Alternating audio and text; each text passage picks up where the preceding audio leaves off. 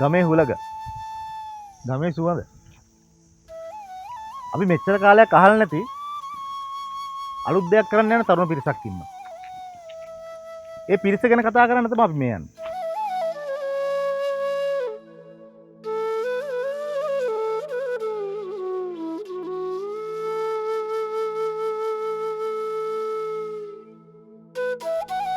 බෝමළුව හෙළගම අලුතින් බිහිවෙන හෙළ රක්ක ආදිවාසී ගම.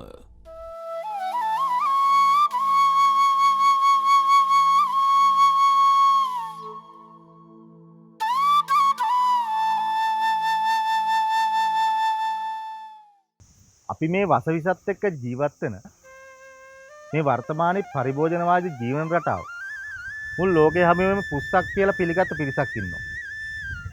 ඉතින් අර අපේ මුතුන් මිත්තෝ අතීතයේ ජීවත් වුණ විදිහක් තියෙනවානේ. ඒ වසවිසෙන් තොර ජීවන රටාව නැවත අපිට හඳුන්වලා දෙන්න උත්සාහ කරන තරුණ පිරිසක් ඉන්නවා.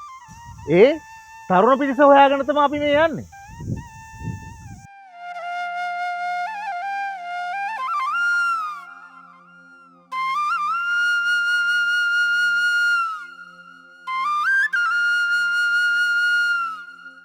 බටහිර යටත් විජිත ආධිපත්‍ය විසින් සුළු කර දැමූ අපේ පැරණි සංපෝෂිත ජීවන චින්තනය සොයා ආපසු ගමන් කරන්නට තීරණය කළ හෙළ රකුන් හදන පාරම්පරික හෙළගම.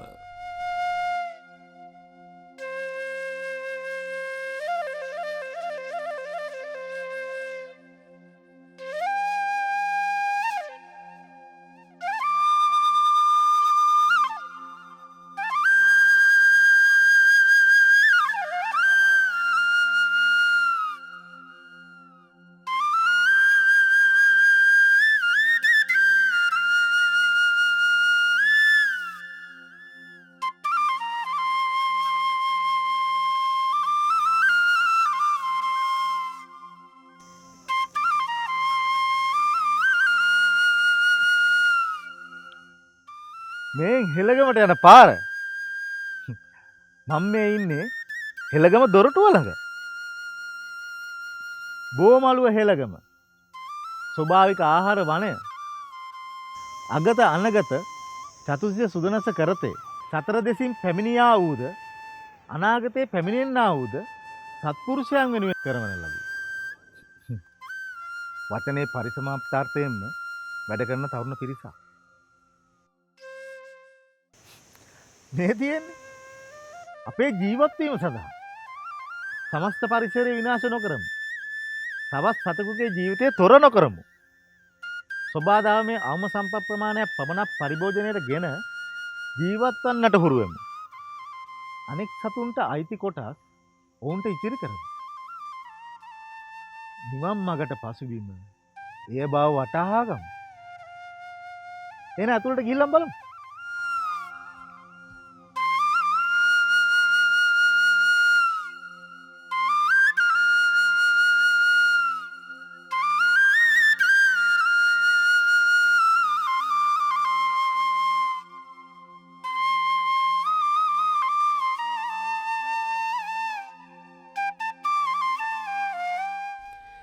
මෙයින් වැටහෙන්නේ මෙය ලාභ ඉපීමේ පටු අරමුණින් බැහැරව සියලු සත්වයන්ගේ යහපත උදෙසා කෙරෙන තවත් යහපත් මිනිස් මෙහෙවරක් බවයි.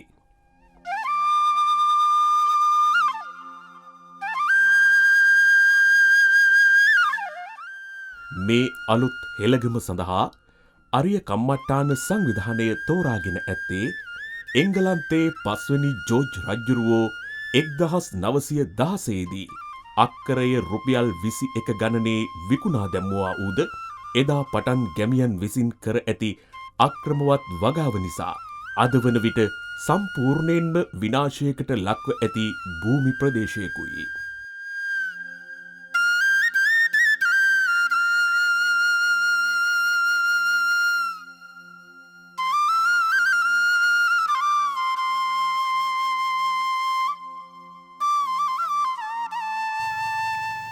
මේ නුහුරු නුපුරුදු සබාදහමට හුරු වෙන්න යන්නේ දවසයි. ඒක හොඳටම දැනෙනවා මෙතෙන්ට ආපුවම.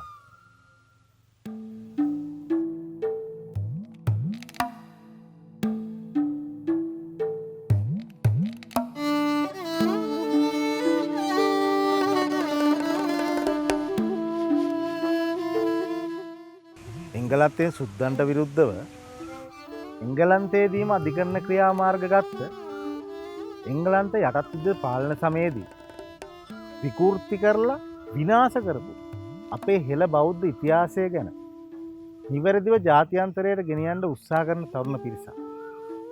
ඒ වෙන කවුරුත් නෙමෙයි. අරිය කම්මට්ටාන සංවිධානයේ තරුණ පිරිස. මේ භූමියේ එදා තිබූ වනය ගහකොළ අද විනාශ වී සතා සීපාවෝද වද වී ඇත්තේ එසේ ඉවක් බවක් නොමැතිව කර ඇති මහා පරිසර විනාශය නිසාවෙනි. අරිය කම්මට්ටාන සංවිධානය මේ පිළිවෙතින් පෙළගැසෙන්නේ ඒ විනාශ වී ඇති භූමිය නැවත එදා තිබුණු ලෙසින් නැවතත් සියලු සතුන්ට ආහාර ලැබෙන වන ගස්වලින් පිරුණ ස්වභාවික වනයක් බවට නැවත පරිවර්තනය කරන්නටයි.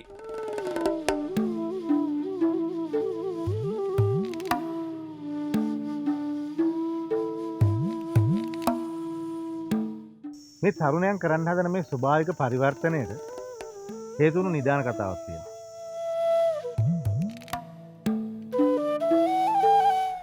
අපේ මව්බිමේ ජීවත් වූ අපේ ආදිවාසී මුතුන් මිත්තෝ හැඳින්වූයේ හෙළයන් වශයෙනි. අරිය කම්මට්ටාන සොයාගෙන ඇති තොරතුරුවලට අනුව ඔවුන් ඉන්දු නිම්න ආර්ය ශිෂ්ටාචාරයෙන් මේ දිවයිනට සංක්‍රමණය වූ පිරිසක් නොව ආබස්සර බබලෝව සිට අප මව්බිමේ ඉහළ කඳුකර හිමවතට පැමිණිදා සිට මේ දිව ඉනේම මැරිමැරී ඉපිද විකාශය වූ ජනකොටසකි. ඔවුන්ටම ආවේනික වූ ජීවන රටාවක් තිබී ඇත. එය ප්‍රාථමික ගෝත්‍රික ජීවන ක්‍රමයක් නොව සමස්ත විශ්වය පිළිබඳව මනා දැනුමකින් යුතුව ගොඩනැගුණු මහා විද්‍යාවකි. එය මේ මහපොළවේ සහ එහි ස්වභාවික පරිසරයේ ක්‍රියාකාරීත්වය පිළිබඳ දැනුමෙන් ඔබ්බට යමින් විශ්වයේ අනෙකුත් තරු සහ ග්‍රහලෝකවල ක්‍රියාකාරීත්වය අපේ පොළවේ ස්වභාවික පරිසරයට ගහකොළට සහ ජීවීන්ට බලපාන අන්දම පිළිබඳවත් හසල දැනුමකින් යුතුව ක්‍රමානුකූලව ගොඩනැගුණ ජීවන දහමකි. අසම සම විද්‍යාවකි.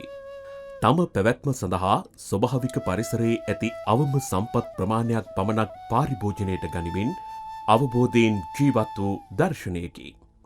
මේ මහපොළවේ සියලු වස්තුන් ගහකොළ සහ සියලු සතුන් එකිනෙකට බැඳුණු ජීවන ජාලයක් බව ඔවුන් හොඳින් දැන සිටියහ.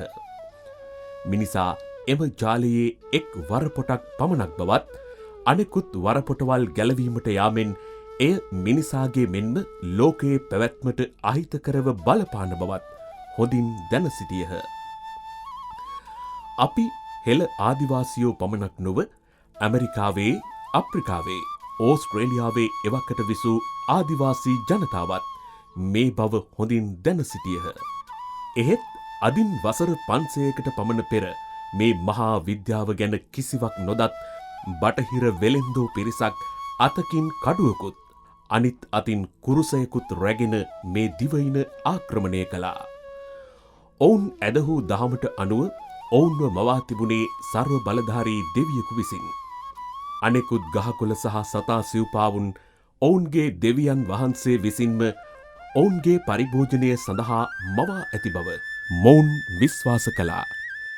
මරණින් පසු ඔවුන් ඔවුන්ගේ මැවුම්කාර දෙවියන් වසන ස්වර්ගයට යන බව විශ්වාස කළා. මෙවැනි ආත්මාර්ථකාමී චින්තනයක් පෙරදරි කරගෙන ජීවත් වූ මොවුන්ට පෙරදිග තිබූ සොබාදහමට අනුකූලව ගොඩනැගී තිබූ නිවැරදි පැවැත්ම තේරුම් ගන්නට තරම් ප්‍රඥාවක් නොතිබිණි. ඔවුන් විශ්වාස කළ පරිදි ඔවුන්ගේ පරිභෝජනය සඳහා දෙවියන් මැව් පරිසරය ගහකොළ සතා සිව්පාවා විනාශ කිරීම ඔවුන්ට වරදක් බව පෙනුනේ නැත. පුනරුත්පත්තියක් පිළිබඳ නොදැන සිටි ඔවුන් සිතුවේ තමන් ජීවත්ව සිටින කාලයේ හැකි උපරිම අන්දමින් ස්වභාවික සම්පත් පරිභෝජනයට ගත යුතු බවය. එබැවින් ඔවුන් සොබාදහමත් සොබාදහමට අනුගත ජීවන රටාවලුත් විනාශ කරන ලද්දේ එය ඔවුනුත් ඇතුළුව සමස්ත මිනිස් සංහතියේම විනාශයේ ආරම්භයට හේතුවන බව නොදැනයි. 18-19 වන සියවස්වල හිරු නොබසින රාජ්‍ය ලෙසින් ලෝකය ආක්‍රමණය කළ බ්‍රිතාන්‍ය ජාතිකයෝ ආසියාවේ පමණක් නොව ඇමරිකාවේ, ඕස්ට්‍රේලියා, අප්‍රිකා මහද්වීපවල එදා තිබුණ සොබාදහමට අනුගත නිවැරදි ගති පැවතුම් ජීවන විද්‍යාවන් සම්පූර්ණයෙන් විනාශ කොට ඒ වෙනුවට ඔවුන්ගේ වෙළඳ මනදොල පිනවන සංකල්පයන් ආදේශ කළා. 18 වන සියවසේ අගභාගයේ අපේ රටට පැමිණි බ්‍රිතාන්‍යයේ සුද්දෝ 1815 දී අපේ රට සම්පූර්ණයෙන්ම යටත් කරගත්තා. ඉන්පසු 1818 අපේ මුතුන් මිත්තන් නිදහස උදෙසා කරන ලද සටනෙන් පසු එවැනි සටන් නැවත ලංකාවේ ඇති නොවන පරිදි පරිසරය සකසන්නට 1833 කෝල්බ්‍රුක් කැමරන් කොමිෂන් සභාව නමින් කොමිසමක් ලංකාවේ ස්ථාපිත කළා. එමගින් අපේ රටේ ආර්ථික හා සමාජ පරිවර්තනය කරනවා කියමින් වසර ලක්ෂ ගණනකට අධික කාලයක සිට මේ රටේ මහ පොළොවට දේශගුණයට සොබා දහමට ගැලපෙන පරිදි විශ්ව දැනුම මත ක්‍රමානුකූලව විකාශය වී ස්ථාපිත වී තිබූ හෙළ ජීවන රටාව ඉතා සැලසුම් සහගතව විනාශ කරන්නට පිඹුරුපත් සැකසුවා. ඒ අනුව අපේ රටේ සොබාදහමට අනුගත වන පරිදි මේ මහ පොළොවේ බිහි වී විකාශය වී තිබූ හෙළ වී වර්ග 4000ක් පමණ තහනම් කළා. අපේ කුඹුරට පොහොර සැපයූ මීගස තහනම් කළා. හෙළ වෙදකම මෙන්ම අපේ පාරම්පරික සටන් කලාව වූ අංගම්පොර තහනම් කළා. නීරෝගී සෞඛ්‍ය සම්පන්න මිනිසුන් බිහි කළ හෙළ වෙදකමට මෙන්ම හෙළ සූප ශාස්ත්‍රයට අත්‍යවශ්‍ය ඖෂධයක්, පෝෂ්‍ය පදාර්ථයක් මෙන්ම රසකාරකයක් වූ කංසාගහත් තහනම් කළා. කඳුකරේ වැසි වනාන්තර විනාශ කොට ඔවුන්ගේ බටහිර රටවල පරිපෝෂණයට අවශ්‍ය කෝපි, තේ, රබර් වැනි දෑ වගා කළා. අපේ ස්වභාවික හෙළවී වෙනුවට අපේ පොළවට නොගැලපෙන මෙන්ම රසායනික පොහොර මත යැපෙන දෙමුහුන් වී වර්ග සහ දෙමුහුන් බීජ ආදේශ කළා. සොබා දහමේ රිද්මයට අනුකූල නොවූ එවැනි දෙමුහුන් වී සහ භෝග කෘතිමව වැවෙන්නට රසායනික පොහොර අත්‍යවශ්‍ය වුණා. සුද්දෝ ඊට පසුව අපට රසායනික පොහොර විකුණුවා. තවද දෙමුහුන් භෝග සමග පැතිර ගිය වල් පැල නසන්නට අවශ්‍ය වල් නාශකත් රසායනාගාරවල නිපදවා ඔවුන් අපට විකුණුවා. අනාදිමත් කාලයක සිට විශ්වීය දැනුම මත පදනම් වී බිහි වී ස්ථාපිත වී තිබූ කන්නට කර්ණට කයියට කළ මහා හෙළ කෘෂි විද්‍යාව සුද්දෝ ඇති කරපු මුදලට ආහාර විකුණන සංකල්පය නිසා අපෙන් ගිලිහුණා. ලෝභ පටිච්ච සමෝපාදයෙන් කළ සොබා දහමට අනුගත නොවූ දෙමුහුන් ගොවිතැන අපේ ස්වභාවික ජෛව විවිධත්වයට නුහුරු වුණා. ඒ අනුව අනාදිමත් කාලයක සිට අපේ මිතුරන් වූ අපේ ගොවිතැන සරුසාර කළ කෘමීන් මේ නුහුරු නුපුරුදු භෝග විනාශ කරන්නට පෙළඹුණා. ඒ නිසා අනාදිමත් කාලයක් තිස්සේ අපේ මිතුරන් වූ කෘමි සතුන්, සුද්‍රජීවීන් අපි සතුරන් ලෙස දැක්කා. ඔවුන් විනාශ කරන්නට සුද්දෝ අපිට කෘමිනාශකත් වික්කා. අපි ඒවා ගහලා අපේ මිතුරු සගයෝ හිතක් පපුවක් නැතුව මරලා දැම්මා. මේ වල්නාශක, කෘමිනාශක, රසායනික පොහොර අපේ මව වූ මේ මහ පොළොවට ඉවක් බවක් නැතුව හෙළුවා. අපේ මිතුරන් වූ කෘමීන්, සුද්‍රජීවීන්, මීමැස්සන්, කුරුල්ලන් සදහටම අපෙන් සමුගත්තා. අපිට නොහුරු ස්වභාවික නොවු මෙන්ම වස විසින් පිරි ආහාර ගැනීම නිසා අපේ සිරුරු දුර්වල වුණා. අපි නොහිතපු තවත් දෙයක් අපේ ශරීරයේ ක්‍රියාත්මක වුණා. ඒ අපි දිගින් දිගටම වස විසින් පිරි සහ දෙමුහුන් ආහාර ගැනීම නිසා කලක් යන විට අපේ සිරුරේ ශෛල විකෘති වීමයි. ඒ විකෘති ශෛලවලින් අපේ ඉන්ද්‍රිය පද්ධතිය ක්‍රමයෙන් විකෘති වුණා. ඒ විකෘති ශෛල, විකෘති ඉන්ද්‍රිය අපේ සිරුරට බාහිර තර්ජනයක බව තේරුම්ගෙන අපේම ප්‍රතිශක්තිකරණ පද්ධතිය දිගින් දිගටම විකෘති ශෛල විනාශ කරන්න සටන් කළා. අපේ සිරුරේම ශෛලවලට අපේම ප්‍රතිශක්තිකරණ පද්ධතිය පහර දෙන එක හඳුන්වන්නේ ඔටෝ ඉමියුන් ඩිසීස් කියලා. ඒ කියන්නේ අපේ ප්‍රතිශක්තිකරණ පද්ධතිය අපේ ශරීරයේ අපේම ශෛල අපිට නොහුරු සතුරෙකු බව වටහාගෙන විනාශ කරන එක. මේ නිසා ක්‍රමයෙන් අපේ වකුගඩු, අක්මාව, අග්න්‍යාසය වැනි ඉන්ද්‍රියනුත් දුර්වල වෙනවා. මෙහි ප්‍රතිඵලයක් ලෙස බෝනවන රෝගවලින් අපිව වෙලා ගත්තා.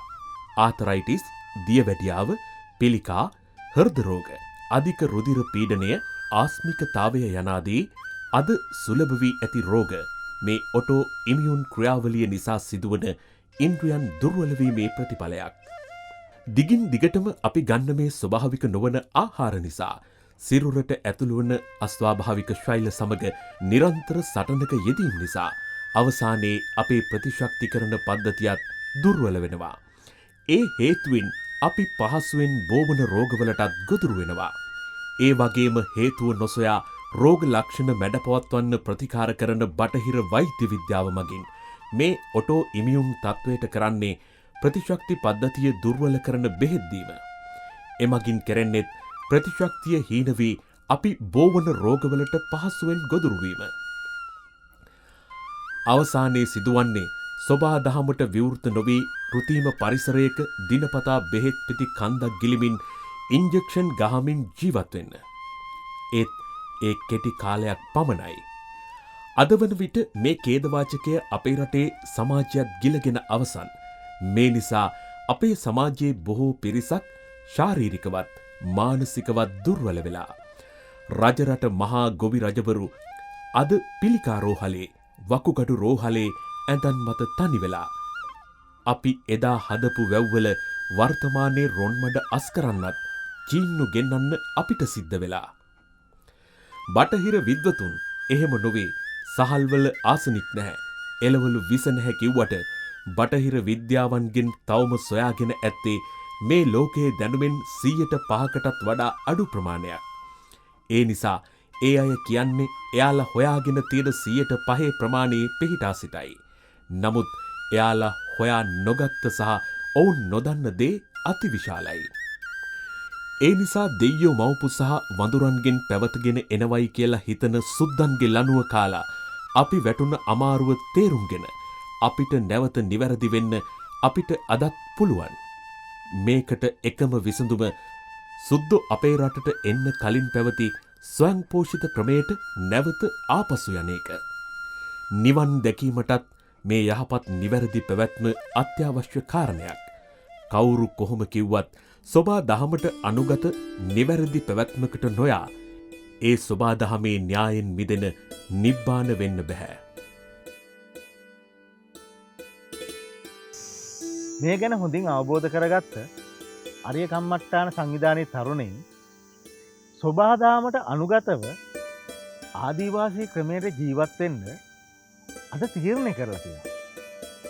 එහි ප්‍රතිඵලයක් විදිහට තමයි මේ බෝමලුව හෙළගම බිහිවෙන්නේ. බෝමලුව හෙළගම 18-19 වන සියවස්වල ආරම්භ කළ ඔල මොට්ටල තාක්ෂණ භාවිතයේ විපාකයට අද ලෝකය මුහුණ දෙමින් ඉන්නේ. අද ඕසෝන් ස්තරය සිදුරු වෙලා ලෝකය වේගවත්ව උණුසුම් වීමට පටන් අරන් කෙටියෙන් කිව්වොත් අනෙකුත් සතුන් මරාගෙන අසීමිත ආශාවෙන් පිරි ගමනක පැමිණි මිනිස් වර්ගයාට තම මලගම ලං වෙලා. මේ වන විට සමහර බටහිර ජාතිකයනුත් එදා තම රටවල නායකින් විසින් පෙරදිග යටත් විජිත රාජ්‍යවල ජීවන රටාවන් විනාශ කිරීම වැරදි බව අද වන විට තේරුම් අරගෙන තියෙනවා.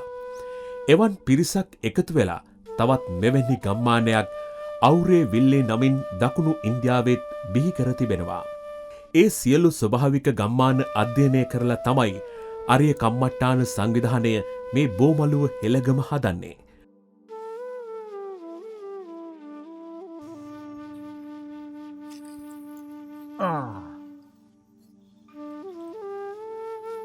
දැන් ඉන්නේ හෙළගමේ. කැවිලි ටිකක් කාලා බෙලිමල් කෝප් එක රහ බලන්න කියලා හැදුවේ.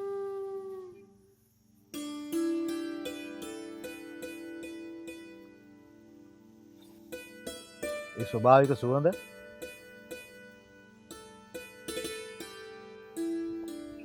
වගේම තමයි රහ.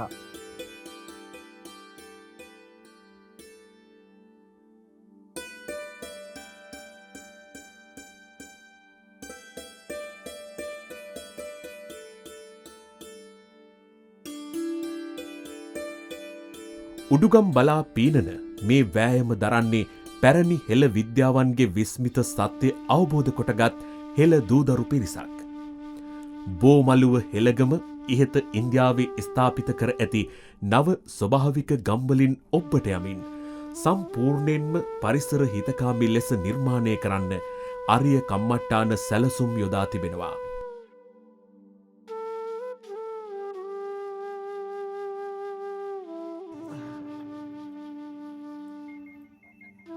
හෙළගමට ඇවිල්ලා බුලත් ටිකක් කැවෙන්නේ නැත්නම් වැඩක් නැහැ.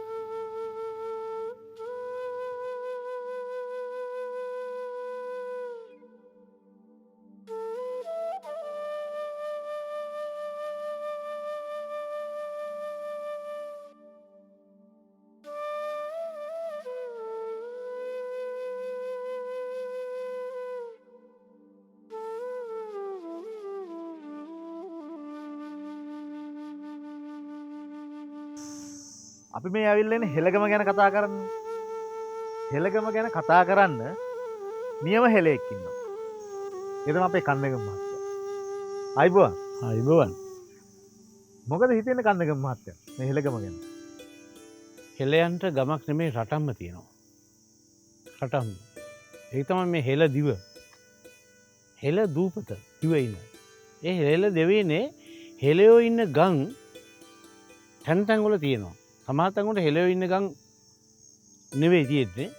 කලවම් වෙච්ච හෙළයෝ ඉන්න තැන්. සැබෑ හෙළයෝ ඉන්න තියෙන ගම් තියෙනවා. අපිට උත්සාහ ගන්නවා එවැනි හෙළ ගමක තොරතුරු හොයාගන්න. ඒකයි මේ ගමට ඇවිල්ලා තියෙන්නේ. මේකේ නියම හෙළයන් ඉන්නවා. ඒ හෙළයන් ඇස්සේ හෙළ වර්ග 4ක් ඉන්නවා. ඒක කියන්න කලින්. යක්ෂ රාක්ෂ නාග දේව කියලා. ඒ සිව් හෙළය. ඒ සිව් හෙළය මේ ගමේ තියෙන්න ඕන. සිව් හෙළය කියලා කියන්නේ යක්ෂ හෙළය. යකඩ තනන්න යක්කුය. කම්මල්කාරයෝ ඉන්නම ඕනේ මේක ඇස්සේ. යකඩ තනන්න යක්කුය. කුස රකින්නම් රකුස්ය. රක්කුස් කුස රකින්න ගොවියෝ ඉන්නම ඕනේ. ඊට පස්සේ ඉන්න ඕනේ වෙලෙන්දෝ නාගයෝ. ජලාශ්‍රිතව ජීවත් වෙන නාගයෝ. ඔවුන් ව්‍යාපාරිකයෝ වුණොත් ඉන්න ඕනේ. මේ සියල්ලන්ටම සියල්ල උගන්වන්න ගුරු දේවයෝ ඉන්න ඕනේ. දේව. ඒතර මේ ගමේ දේවයොත් ඉන්න ඕනේ. සිව් හෙළය. මේ සිව් හෙළයට නායකත්වය දීලා තියෙන අතීතයේ යක්කු. වර්තමානයේ තෙසේ විය යුතුයයි. යක්කුන්ගේ දැනුම තාමත් රහස්. ඒ රහස් ටික රැකගෙන පාවා නොදී මේ හෙළය රැකගත යුතු නිසායි ඒගොල්ලෝ ඒක දැනුම සම්පූර්ණයෙන් නුදුන්නේ. ජීවත් වෙන්න අවශ්‍ය දැනුම තමයි දේවය දුන්නේ. හැබැයි රාජ්‍ය පාලන රහස් යක්කු ගාව තිබුණා. එඳ යක්කුගේ ඒ රහස් අතිශයින්ම රහස් අපි දැන් හදාරමින් ඉන්නවා. එකක් කියන්න. යක්ෂ ගෝත්‍රිකයන්ගේ නායකයෝ ලොකු යක්කු. ඒ කියන්නේ අධි යක්කු. ඒ කියන්නේ අධි යක්ෂ. ඒ කියන්නේ අධ්‍යක්ෂකවරු. ඔවුන්ට කිසි වැරද්දක් කරන්න බෑ. සමාජ වැරද්දක් කරන්න බෑ. සමාජ වැරද්දක් කළොත් ඔවුන් මරා දානවා. වැරදි 10ක් නීත්‍යානුකූලව ලියාපදිංචි කරපු නකත් 10ක් තියෙනවා. වැරදි 10ක්. ඒ වැරදි වලට කියවේ වැරදි 10 ලිංගික වැරදි. ඒ ලිංගික වැරදි 10 හඳුන්වන්නේ පද්දුරා හැටියට. ඉතින් 10 පද්දුරාවේ ගිහිල්ලා අහු වුණොත් කම්බාසා හුටා. කම්බාසා හුටා. කම්බාසා හුටා කියන්නේ කල යුතුයි. කම්බාසා කියන්නේ කම්බස් කල යුතුයි. කම්බස් කියන්නේ මරණය. මෙවැනි දැඩි පාලනයක් තිබිලා දැඩි සංස්කෘතියක් තිබිච්ච තැනක එවැනි ගමක් තමයි මේ ගම. තවත් අහන්න දෙයක් තියෙනවද මේකේ? ඒකයි මම මෙතන ඇවිල්ලා ඉන්නේ.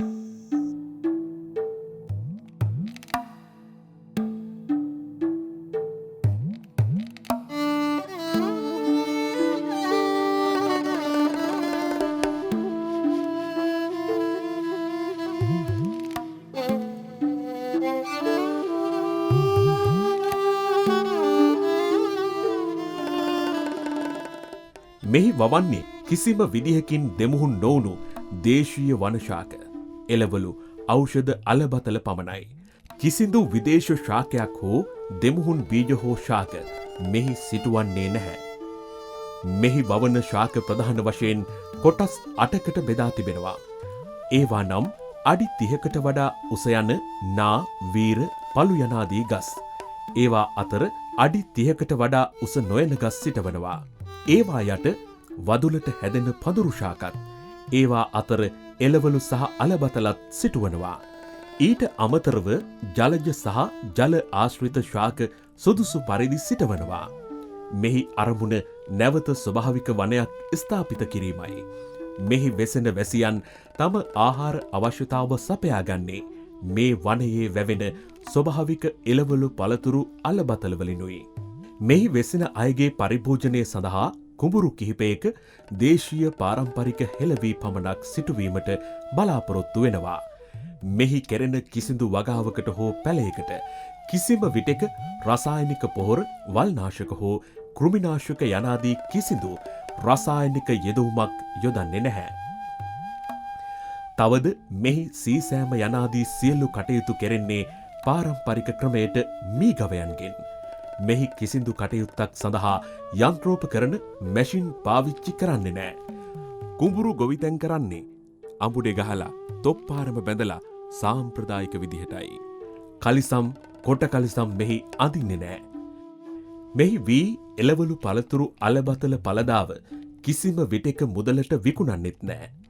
මෙහි වෙසෙන අයගේ පරිභෝජනයට වැඩි සියලු දේ ගමට ප්‍රවේශ වන මාර්ගය අසල ඉදිකරන්නට නියමිත පුංචි කඩපිලක තබනවා. ඒවා අවශ්‍ය ඕනෑම අයෙකුට නොමිලේ රැගෙන යාමටයි. මෙහි ඇති සියලුම ගෙවල් පරිසර හිතකාමී විදිහටයි හැදෙන්නේ. සියලුම ගෙවල් ඉදිවන්නේ පරිසරයට ඉතා ඉක්මනින් අවශෝෂණය වන දැව සහ මැටිවලින් පමණයි. වහලය සෙවිලි වන්නේ පොල්ලතු සහ පිදුරුවලින් පමණයි. මෙහි ප්ලාස්ටික් සහ පොලිතීන් සම්පූර්ණයෙන්ම තහනම්. කිසිම විදිහකින් ප්ලාස්ටික් හෝ පොලිතින් මෙහි භාවිතා කරන්නේ නෑ. මෙහි වැසියෝ සම්පූර්ණයෙන් නිර්මාංසයි. මස්මාලු ආහාරයට ගන්නේ නෑ. මෙහි විදුලිය අරගන්නෙත් නෑ. පන්දම් සහ ලන්තෑරුම් ලාම්පුවලින් පමණයි ආලෝකය සපයා ගන්නේ. උයන්නේ පිහන්නේ මැටි භාජනවල දරලිපේ. ගෑස් විදුලි උඳුන් මෙහි නැහැ.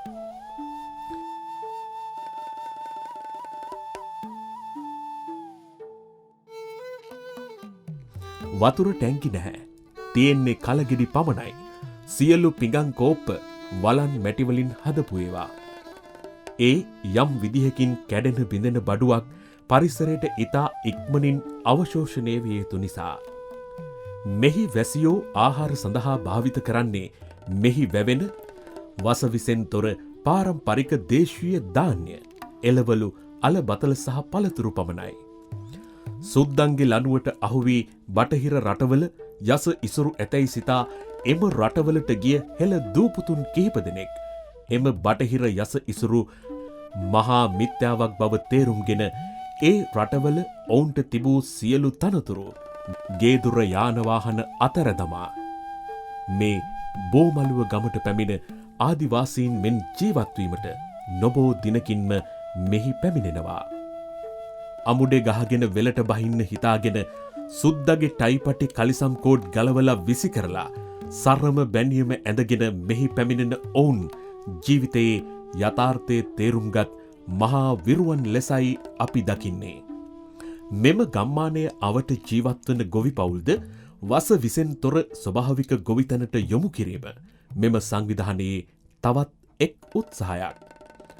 අරිය කම්මට්ටාන සංවිධානයේ නිර්මාතෘ අරිය මග්ග හිමියන්ගේ සහ එහි අධ්‍යක්ෂවරයෙකු වන මාලින්ද පටබැඳි මහතාගේ සංකල්පයකට අනුව මේ ව්‍යායාමය මහපොළොවේ යථාර්ථයක් බවට පත්කිරීමට ඇප කැපවී කටයුතු කරන්නේ ගල්කිරියාගම මධ්‍ය මහා විද්‍යාලයේ නියෝජ්‍ය විදුහල්පති අනුර ප්‍රේමරත්න මහතා සහ අරිය කම්මට්ටාන සංවිධානයේ අධ්‍යක්ෂවරුන් වන චමින්ද කුමාර සහ කමල්ජිත් තමවිට යන මහත්වරුයි.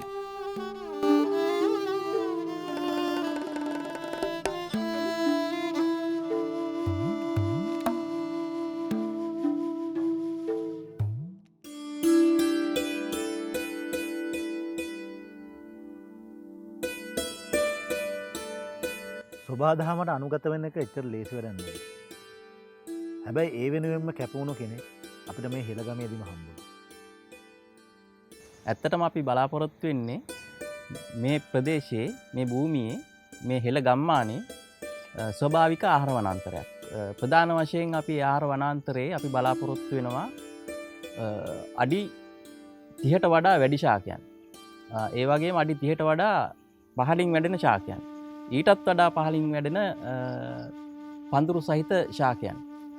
ඒ අතරේ අපට ආහාරයට ලබා ගන්න පුළුවන් වෙනත් අල වර්ග, ධාන්‍ය වර්ග ඒවා අපි මෙතන වගා කරනවා. කිසිම භෝගයකට ඒ වගේම කිසිම ශාකයකට අපි තීම කුසි රසායන කිසිවක් භාවිතා කරන්නේ නැහැ. මෙහි වැඩෙන එළවලු, පළතුරු මේ ගම්මානයේ ජීවත් වෙන වැසියන් පරිභෝජනයට අරගෙන අතිරික්තයක් තියෙනවා නම් ඒ අතිරික්තය මේ ප්‍රදේශයේ ඉන්න ගැමියන්ට අපි නොමිලේ ලබා දෙනවා. එපමණක් නෙවෙයි. ජලාශිත ශාක, ඒ වගේම ජලද ශාක, ඒ වගේ පැලෑටි රෝපණය කරලා මේ ප්‍රදේශය සොබාදහමට හිතකර ඒ වගේම අපි මේ ගෙවල් දොරල් උනත් හදලා තියෙන්නේ මේ විදිහට සෑම දෙයක්ම ස්වභාවික පරිසරයට ඉතා ඉක්මනින් අවශෝෂණය වෙන ද්‍රව්‍යයන්ගේ. විශේෂයෙන් අපි බලාපොරොත්තු වෙන ඊළඟ ප්‍රධාන කාරණය තමයි මේ ප්‍රදේශයේ ගොවියන්ව පාරම්පරික ක්‍රමයට කොහොමද කුඹුරු අත්සද්දන්නේ කියන එක තමයි අපි මේ විශේෂයෙන්ම මේ බලාපොරොත්තු වෙන්නේ. ඔවුන් මෙතෙක් කලක් කෘතිම පොහොර කුසිරසායන වලින් ගොවිතැන් කළා. ඒගොල්ලෝ හෙම්බත් වෙලා අසරණ වෙලා ඉන්න කාලයක තමයි අපි මේ වගේ වැඩපිළිවෙලක් මෙහෙම ගම්මානයක් නිර්මාණය කරලා මේගොල්ලෝ මේ කෘතිම පොහොර වලින් උදවලා ගොවිතැන් කරන්නේ කොහොමද කියන එක අපි ඔවුන්ට හඳුන්වා දීලා අපි බලාපොරොත්තු වෙනවා මොවුන්ට පාරම්පරික බීජ නොමිලේ දීලා කොහොමද මේ ගොවිතැනට නැඹුරු කරන්නේ කියන එක අපි සෑහෙන පරිශ්‍රමයක් දරලා තියෙනවා. ඇත්තටම මේ වෙනකොට ඉතාමත් සාර්ථක තත්ත්වයක තමයි දැන් මේ වෙනකොට තියෙන්නේ. ඇත්තටම අපේ ගොවි මහත්තුරු පුරුදු වෙලා තියෙන්නේ කෘතිම රසායනික යොදාගෙන කෘතිම පොහොර යොදාගෙන ගොවිතැන් කරන්න. ඇත්තටම අපට අවශ්‍ය වෙලා තියෙන්නේ මෙන්න මේ ව්‍යසනයේ මේ ගොවියෝ මුදවගෙන අපේ පාරම්පරික ක්‍රමයට කොහොමද අපි කුඹුරු කරන්නේ? කොහොමද වසවිස නැතුව කුඹුරු කරන්නේ? කොහොමද කිසිම පොහොරක් නැතුව කුඹුරු කරන්නේ කොහොමද කියන එක මේ උන්ට දැනුම දීලා සම්පත් දීලා මොවුන් මේ ව්‍යසනයෙන් මුදව ගන්න තමයි අපේ අරමුණ. අන්න එතකොට ඉබේටම මොවුන් සබාදාමට අනුගත වෙලා කොහොමද ජීවත් වෙන්නේ කොහොමද ගොවිතැන් කරන්නේ කියන එක උන් ඉබේටම පුරුදු වෙනවා. කොහොම වුණත් මේ වැඩේ සාර්ථක වෙන්න උත්සාහය විතරක් මදි. ඒකට අතහිත දෙන්න කෙනෙකුත් ඕනේ. අපිට එහෙම කෙනෙකුත් හම්බුණා. මේ සංවිධානය ආරම්භ කරන්නෙම පරිසරය සංරක්ෂණය කරමින් පරිසරයත් එක්ක අපි ගිවිසුම ගත වෙලා ඉන්නවා. සත්වය හැටියට පරිසරය අපිව රකින්නවා, අපිව පරිසරය රකින්නවා. එනිසා අපි පරිසරය පරිභෝජනය කරන්න ඕන. පරිසරයෙන් අපි යැපෙන්න ඕනේ. සියලු සත්වයන්ට පරිසරයේ පරිභෝජන අයිතිය දීලා. උදාහරණයකට දිවා රාත්‍රිය ගත්තාම දිවා කාලයේ ආහාර ගන්න සත්ත්ව කොට්ටාසයක් ඉන්නවා. ඒ සත්තුන්ට තමයි දිවා කාලේ ඕන වෙන්නේ. රාත්‍රී කාලයේ ආහාර ගන්න සත්ත්ව කොට්ටාසයක් ඉන්නවා. ඒ සත්තුන්ට තමයි රාත්‍රී කාලයේ ඕන වෙන්නේ. ඒ නිසා තමයි අපි විශ්වාස කරනවා රාත්‍රිය සහ දිවා කාලයේ අර්ථය වෙන්නේ.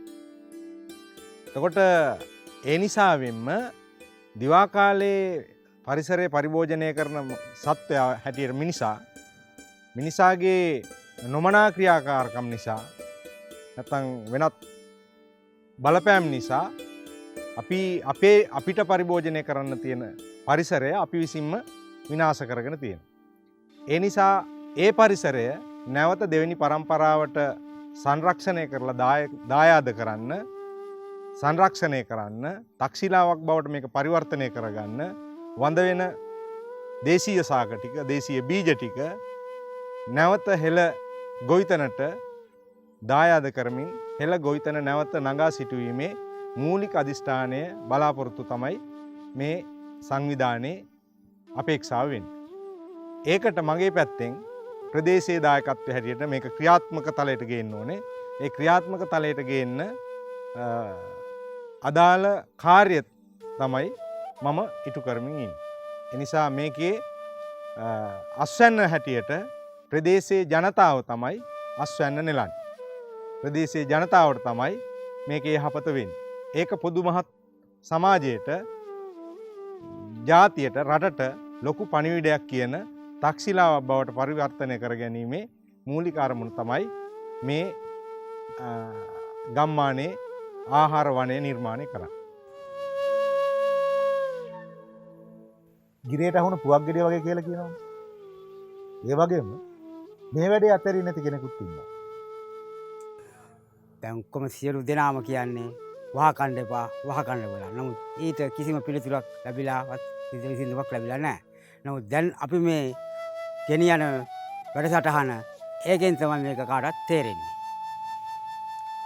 සියලු සත්වයන්ගේ හිතායු දිගායු සුවායු පතා අපේ සිව්හෙලේ කුසරැකි රක්ක පරපුරේ එනම් පාරම්පරික හෙළ පරපුරේ අක්මුල් හොයාගෙන ගොස් ඒ ආදිවාසී රක්ක මුතුන් මිත්තන්ගේ ආරයට ජීවත් වෙමින් නිවන් මඟ සොයන්නට කැමති සුදනන්ට බෝමළුව හෙළගමට ආරාධනා කරන්නේ වර්තමාන රක්ක පරපුරයි.